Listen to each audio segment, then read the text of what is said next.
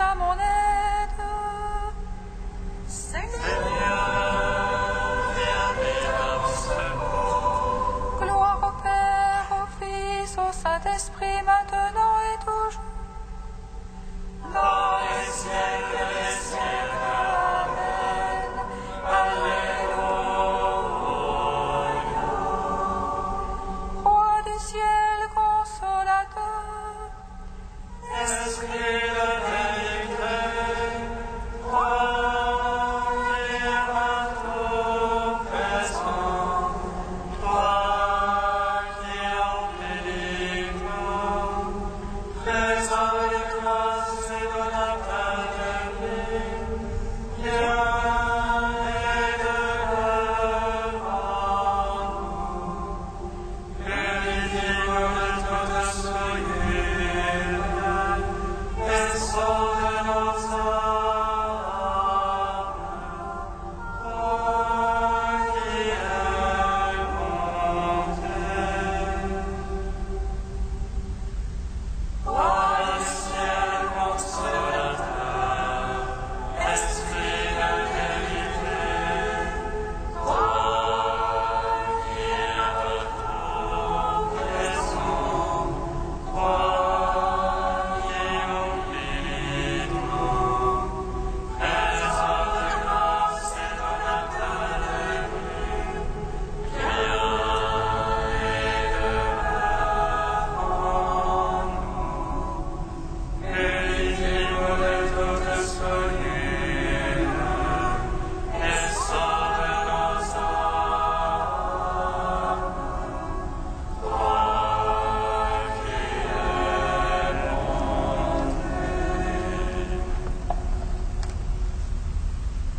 éveille-toi, ô toi qui dors, relève-toi d'entre les morts.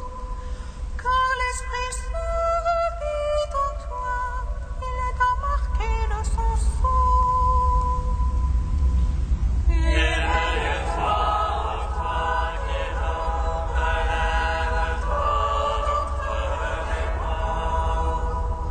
Car l'Esprit Saint habite en toi, il t'a marqué de son sang. Tous ceux qui animent l'Esprit Saint sont délivrés de toute crainte, car ils sont des fils adoptifs, ils sont fils de Dieu. Éveille-toi, ô toi qui dors, relève-toi d'entre les morts, car l'Esprit Saint habite en toi, il t'a marqué de son sang. L'Esprit se joint à notre esprit pour attester que nous sommes héritiers. Si nous mourons avec le Christ, avec lui nous vivrons. Éveille-toi, ô toi qui dors, relève-toi d'entre les morts, car l'Esprit Saint habite en toi, il t'a marqué de son sang. Cherchez donc à imiter Dieu comme des enfants bien-aimés, et suivez la voie de l'amour dans l'exemple du Christ. Éveille-toi, ô toi qui dors, relève-toi d'entre les morts, car l'Esprit Saint habite en toi, il t'a marqué de son sang. Psaume 118, strophe 6. Oui, je lève les mains vers ta parole, car je l'ai beaucoup aimée.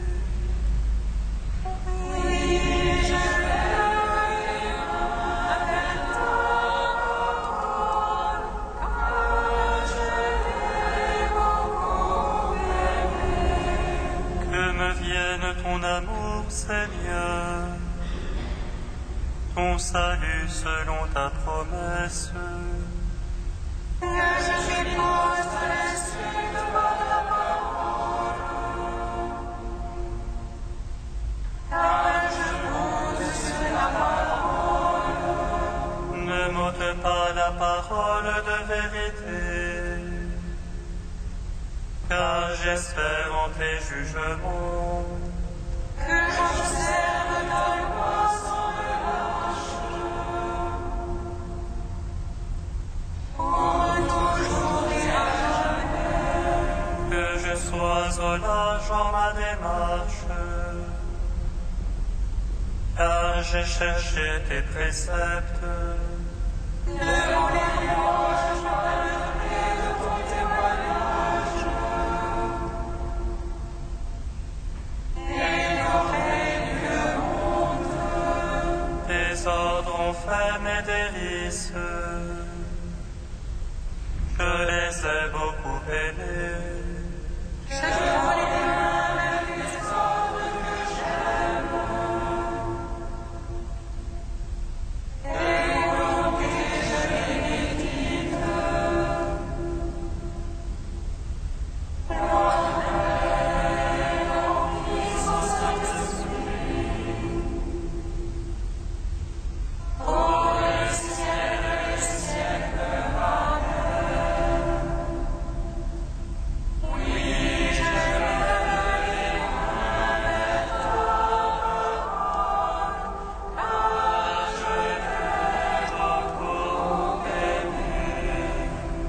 Psaume 74.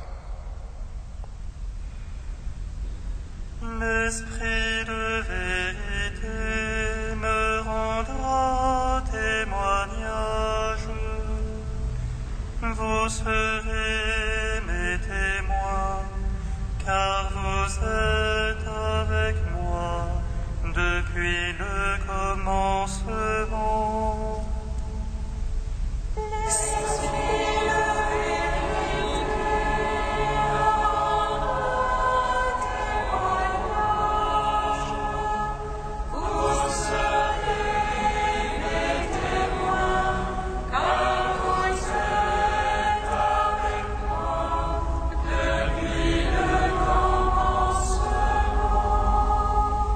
À toi nous rendons grâce, ô Dieu.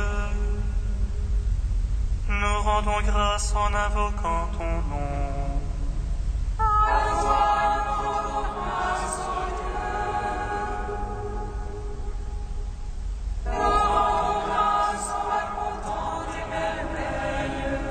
Au moment que j'aurai décidé, je ferai moi droite justice.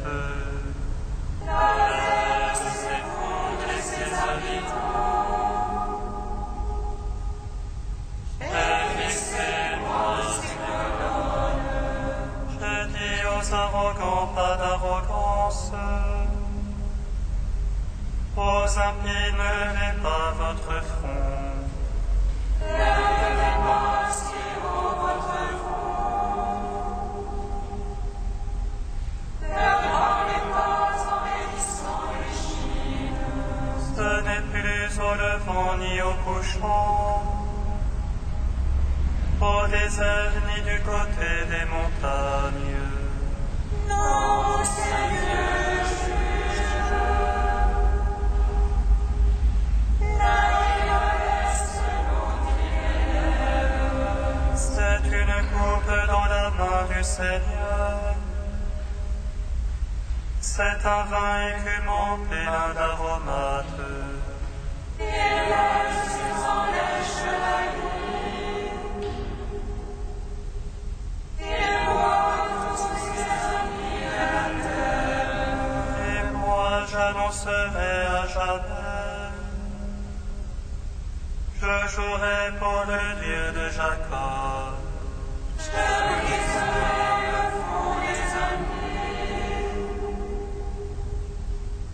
Mais le front des justes s'élèvera.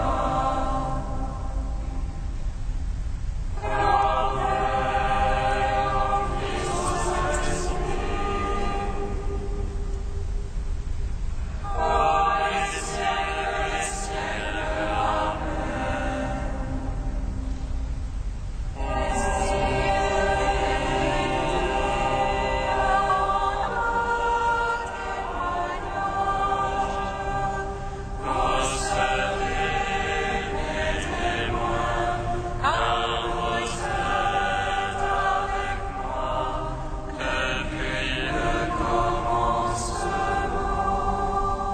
Psaume 75. En Juda, Dieu est connu.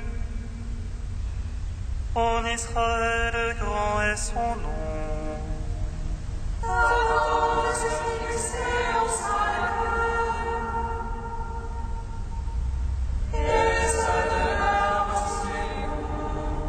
Là, il a brisé les traits de l'arc, le bouclier, l'épée et la guerre.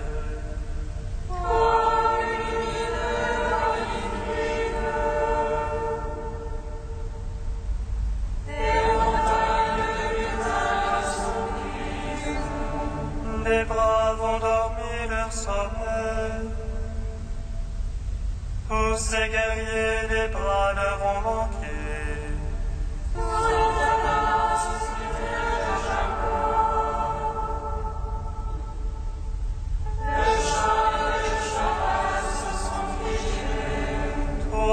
Toi le terrible, qui viendra sous le coup de ta fureur.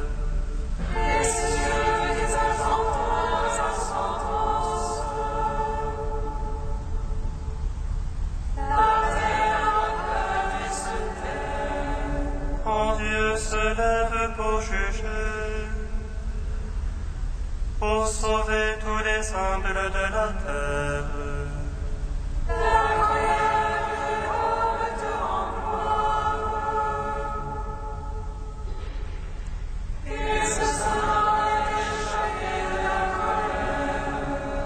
Faites des vœux, acquittez-les à votre Dieu. Ceux qui l'entourent, faites offrande au terrible.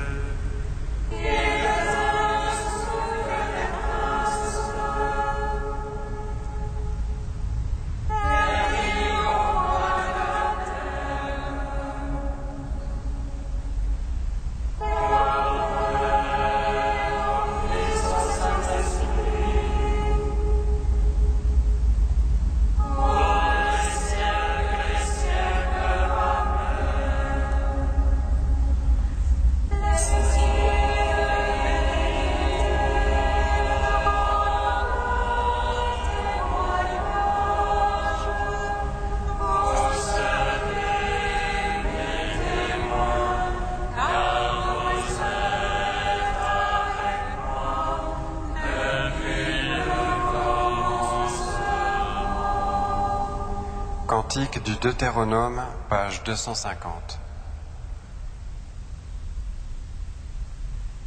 Cette loi que je te prescris aujourd'hui n'est pas au-delà de tes moyens ni hors de ta portée. Elle n'est pas dans les cieux qu'il ne te faille dire, qui montera pour nous la chercher dans les cieux.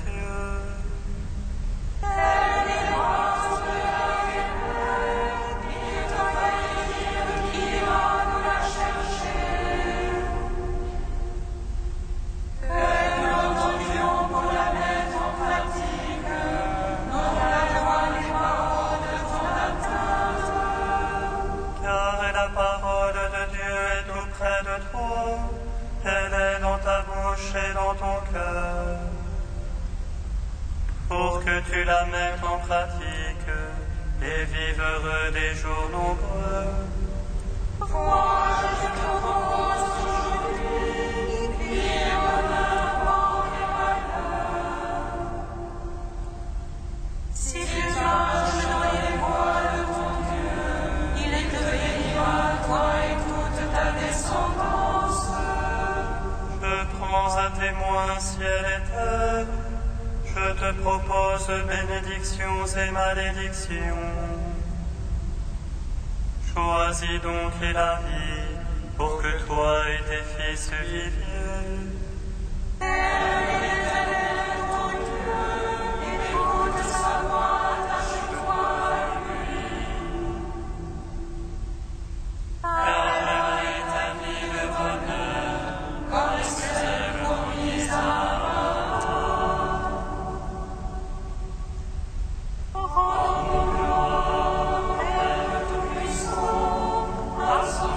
Jésus-Christ, le Seigneur.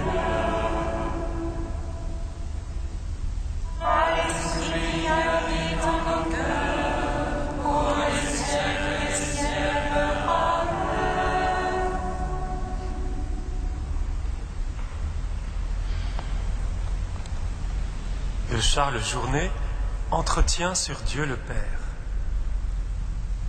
Voilà que le Verbe s'est fait chair, qu'il a franchi la distance du ciel à la terre, qu'il a détruit l'ancienne défiance, qu'il a merveilleusement réhabilité la matière. Les sacrements qu'il a institués, les sacrements de la loi nouvelle, ne sont plus seulement des signes de la grâce. Ils sont en outre comme des lieux de passage de la grâce, comme des canaux de la grâce.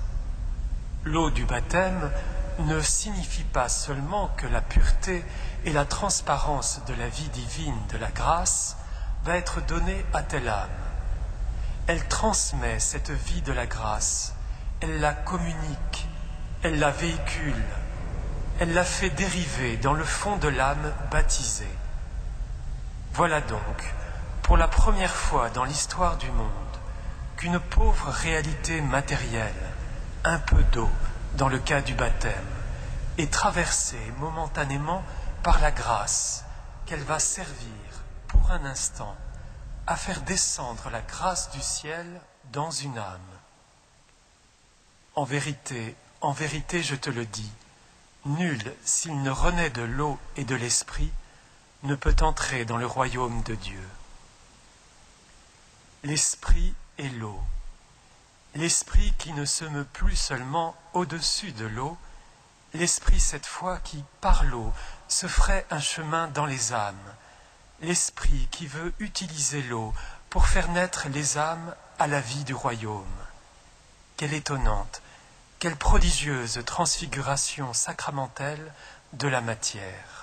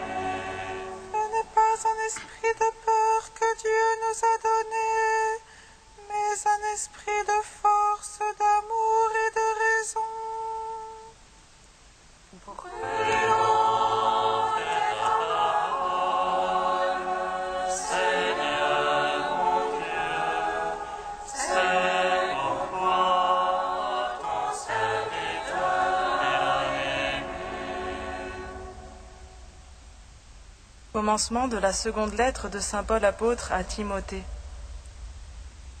Moi, Paul, qui suis, par la volonté de Dieu, apôtre du Christ Jésus, à cause de la promesse de la vie que nous avons en Jésus-Christ, je te souhaite à toi, Timothée, mon enfant bien-aimé, grâce, miséricorde et paix, de la part de Dieu le Père et du Christ Jésus notre Seigneur.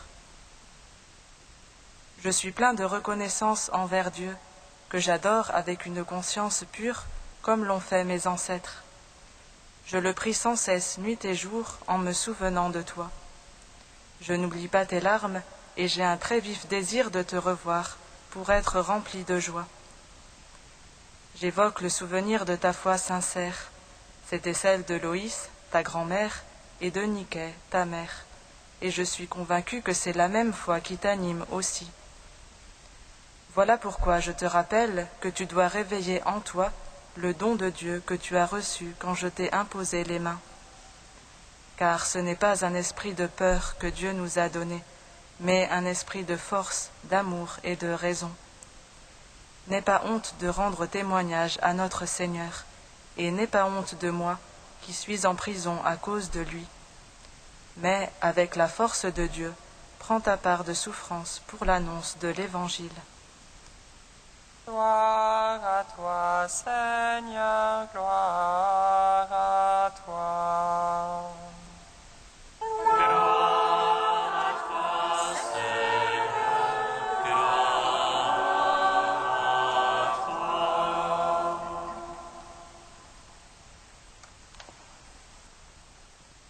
Nous fêtons aujourd'hui deux personnages des tout débuts de l'Église, Timothée et Tite. Et pourtant, déjà, ils sont guidés dans la foi par un autre, Paul, qui est un peu leur aîné dans la foi, un témoin de la foi pour eux. Paul appelle d'ailleurs Timothée, nous l'avons entendu, mon enfant bien-aimé. Et il nommera semblablement Tite, mon véritable enfant selon la foi qui nous est commune. Ainsi s'inaugure déjà, dès le début, la voie d'accès à la foi chrétienne, non par révélation individuelle directe, mais par transmission. Paul lui-même dira, dans une autre de ses lettres, « Je vous ai transmis ce que j'ai moi-même reçu », lui qui, certes, a vu le Seigneur sur le chemin de Damas, mais a tout de suite après bénéficié de la médiation d'Ananie, puis de tant d'autres. Ainsi, le chrétien fait naître d'autres à la vie de foi. La vie chrétienne est féconde. Sa transmission à d'autres fait partie d'elle-même en quelque sorte. Luc, par exemple, quand il décline en quoi consiste la bonne nouvelle de Jésus, parle de sa mort, de sa résurrection, mais aussi de la proclamation du salut à toutes les nations. Mais comment faire naître à la foi? En créant ou en saisissant des occasions de première annonce ponctuelle. Oui, c'est nécessaire, mais cela ne suffit pas. En effet, faire naître quelqu'un à la foi implique tout notre être, pas seulement notre parole, d'une part, et d'autre part, cela implique la durée. Je prie Dieu sans cesse, écrit Paul à Timothée, en me souvenant de toi. Le soutien de notre prière, à ceux que nous accompagnons ou avons accompagnés, est réel et important.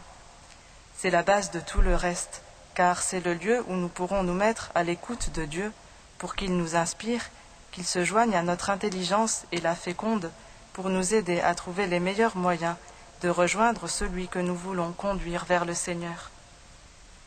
La prière est le lieu où nous mettons en jeu ce qu'il y a de plus profond en nous, notre relation à Dieu, et qui nous permet aussi d'approcher ce qu'il y a de plus profond en l'autre, lui aussi destiné à connaître et aimer Dieu et à être connu de lui. Peut-être était-ce la raison des larmes de Timothée dont parle Paul. Être rejoint à cette profondeur, avoir la sensation que quelqu'un s'intéresse à ce qu'il y a à la fois de plus fondamental et de plus personnel dans notre être. C'est la grande richesse que nous, chrétiens, pouvons apporter. Pas de l'or ou de l'argent, mais un regard à la fois bienveillant et pénétrant, qui rejoint l'autre profondément, le regarde avant tout comme quelqu'un capable d'échanger de l'amour avec Dieu et avec les autres. Mais cela ne signifie pas que les relations recherchées par les chrétiens seraient désincarnées. Au contraire, Paul connaît le contexte de vie de Timothée, son entourage familial, et il s'appuie sur cela dans les encouragements qu'il formule. La prière pour celui que nous accompagnons dans la foi permet aussi de poursuivre selon ce que l'on a commencé par la parole, même si on se trouve désormais éloigné, et donc aussi de poursuivre dans la durée.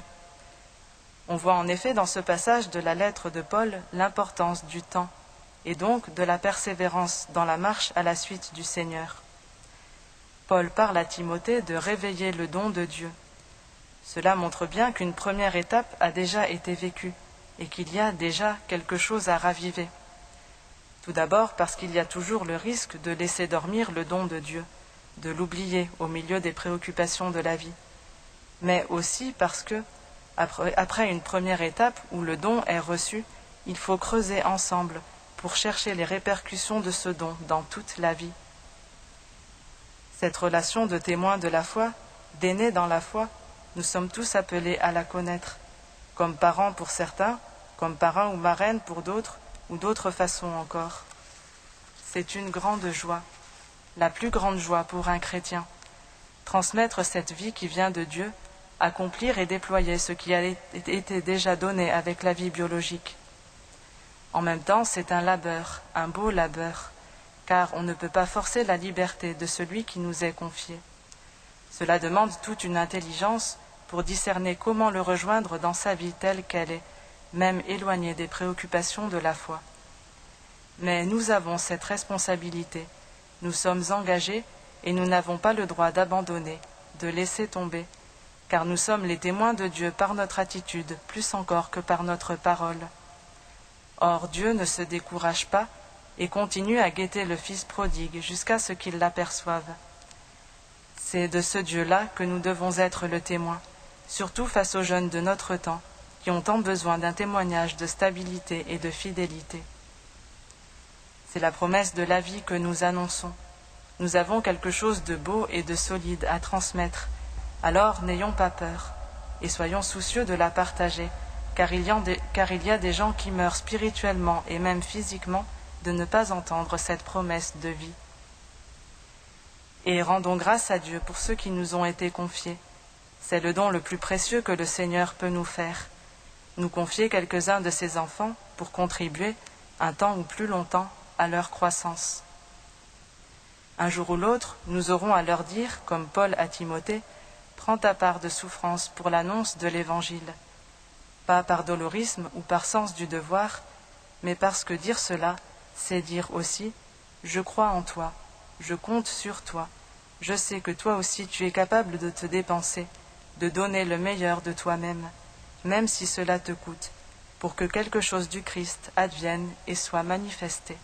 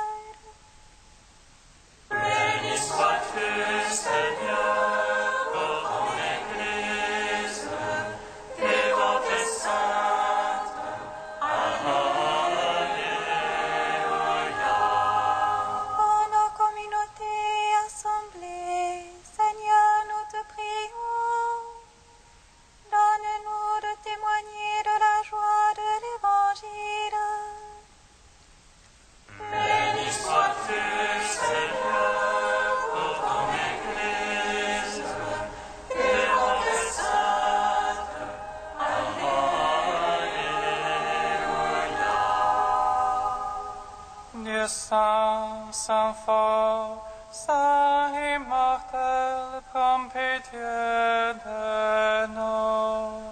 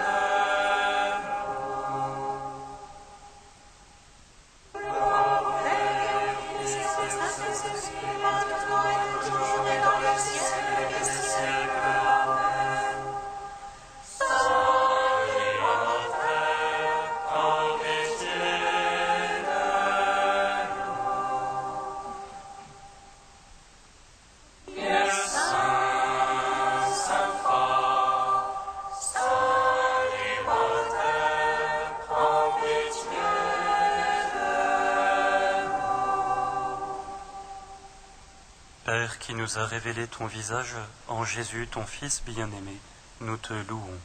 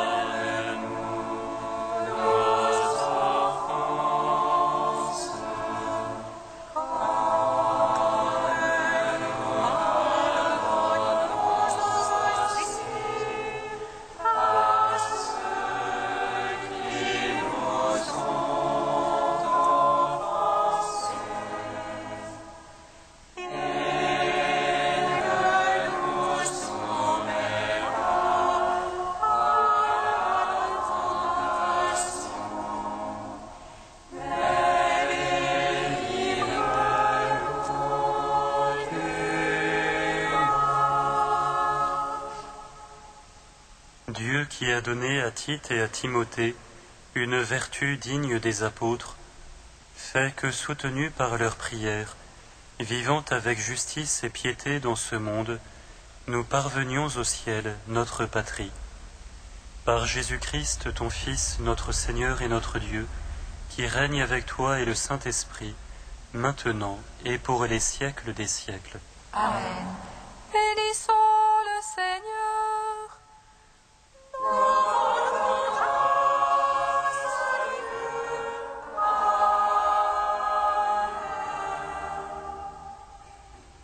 L'ange annonça à Marie qu'elle serait la mère du Sauveur.